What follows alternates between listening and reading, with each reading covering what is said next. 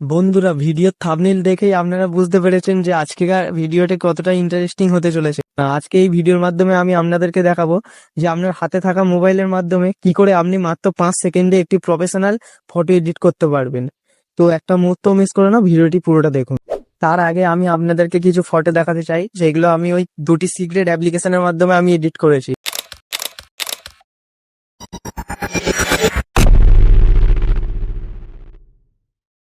এরকম photo edit করার জন্য সবার প্রথমে আমরা আমাদের ফোনে দুটি অ্যাপ্লিকেশনের প্রয়োজন হবে। আমরা প্লে স্টোর থেকে দুটি অ্যাপ্লিকেশন ইনস্টল করে নেব।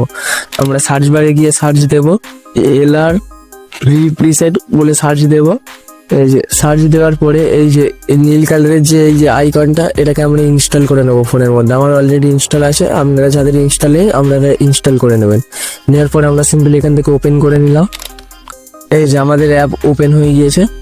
এই খানিকক্ষণ লোডিং নেবে, এটা আপনাদের নেটওয়ার্কের কারণে এরকম লোডিং সমস্যা হতে পারে, তো একটু দেরি হবে, আপনাদের অ্যাপের ভিতর প্রবেশ হয়ে যাবে। এই যে আমার এখানে ড্যাশবোর্ড দিয়ে দিয়েছে। এবার এখান থেকে আপনারা আপনাদের ফটো যে ফটোটির মতো করতে চাইছেন সেই ফটোটির উপর ক্লিক করে দেবেন।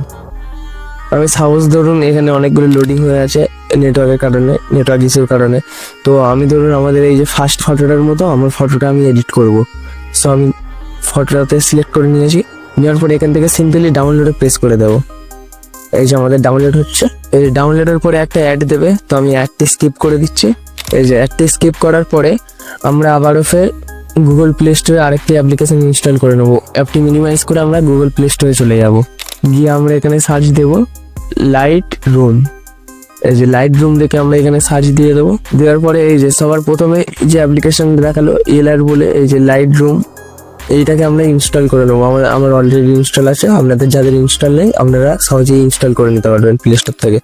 এবার আমরা আগের যে অ্যাপটা ওটার ইন্টারফেসে চলে আসবো। সেখান থেকে আমরা শেয়ারে মারবো একটু লাইট রুম মেরে, এই যে নিচে লাইট রুম এটাকে আমরা শেয়ার করে নেবো। নেওয়ার পরে আমরা উপরে থ্রি ডট আইকনের উপর ক্লিক করে দেবো। দেওয়ার পরে এখানে লেখা আছে দেখুন যে কপি সেটিংস, এটাকে আমরা কপি করে নেব। নেওয়ার পরে আমরা ব্যাক করে দেবো। দেওয়ার পরে এখানে দেখুন পাশে গ্যালারি আইকন আছে, এখান থেকে আমরা যে ফটোটিকে এডিট করতে চাইছি সেই ফটোটিকে এখান থেকে আমরা সিলেক্ট করে নেব। আমি সিলেক্ট করে নিচ্ছি আমি, আপনাদের যে ফটোটা ইচ্ছে আপনারা সিলেক্ট করে নেবেন। এই যে আমি এই ফটোটা সিলেক্ট করে নিলাম, এটাকে আমি এডিট করব এই ফটোটার মতো। তো চলুন এই যে এখান থেকে আমরা ফের থ্রি ডটে গিয়ে এই যে পেস্ট সেটিংসে মারবো। এই যে আমাদের ফটো কিন্তু এডিট হয়ে গিয়েছে। হ্যাঁ, এই যে দেখতে পাচ্ছেন আমাদের ফটোটা কিরকম ছিল আগে আর এখন কিরকম হয়ে গিয়েছে। তো আপনারা এইভাবে এডিট করতে পারবেন। আর ফটোটি সেভ করার জন্য উপরে থ্রি ডটে গিয়ে সেভ টু কপি ডিভাইস মারলেই আমাদের ফটোটি আমাদের ফোনের গ্যালারিতে সেভ হয়ে যাবে। তো আশা করি সকলের ভিডিওটি ভালো লেগেছে। ভালো লেগে থাকলে একটি অবশ্যই লাইক করবেন ভিডিওতে, আর চ্যানেলটিতে নতুন হয়ে থাকলে চ্যানেলটি অবশ্যই সাবস্ক্রাইব করবেন। তো আজকে এই পর্যন্ত, দেখা হচ্ছে নতুন কোনো ভিডিও নিয়ে।